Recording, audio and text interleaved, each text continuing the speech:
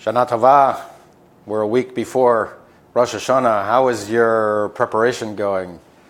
I hope you're doing that with greater urgency because we only have 1 week to go. The middah, the virtue I want to talk about today, is compassion. Compassion is considered one of the highest of the high virtues of Judaism, as opposed to cruelty, the opposite of cruelty, which is considered one of the lowest values in that people behave. I want to point out that from a Jewish perspective, the Hebrew word compassion is often associated with the word rachamim. Rachamim, the Jewish people are called by the rabbis Rachmanim b'nei Rachmanim, the compassionate one, the children of compassionate ones. It's not necessarily descriptive as much as aspirational. That's how we would like to see ourselves. Compassionate people, the children of compassionate people. Rachamim itself comes from the root rechem, which means womb.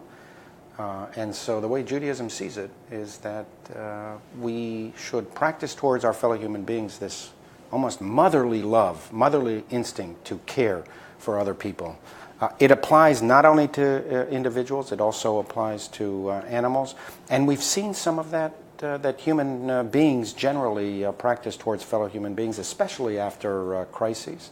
How inspiring it is to see how human beings reach out to other human beings in need after, say, the hurricanes that we experienced here in the United States.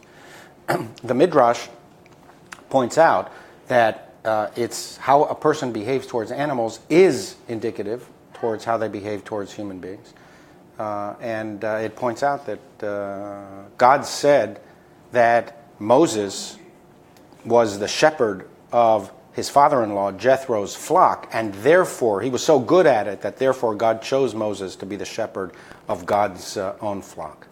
And I'll leave you with this final thought about Moses. One of the all-time great passages in the Bible, one of my favorite passages, is when Moses goes out as a young man.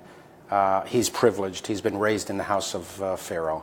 And he sees an Egyptian taskmaster beating a Hebrew slave. And instinctively he rebels, both in terms of his sense of justice as well as his sense of mercy and compassion.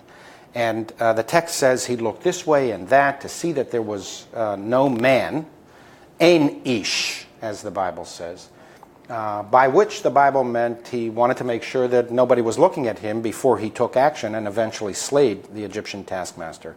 But the rabbis come up with a beautiful interpretation. They say when he looked this way and that and found that there was no man, they concluded that's why it's important when you see injustice and when you see lack of compassion to stand up and be a man. In modern terminology, we would say stand up when there are people who are not acting ethically, when all around us is cruelty and lack of compassion. Stand up and be counted. Train yourself to act ethically. And I would add, hurry, there's only a week to go before Rosh Hashanah. Shana Tova.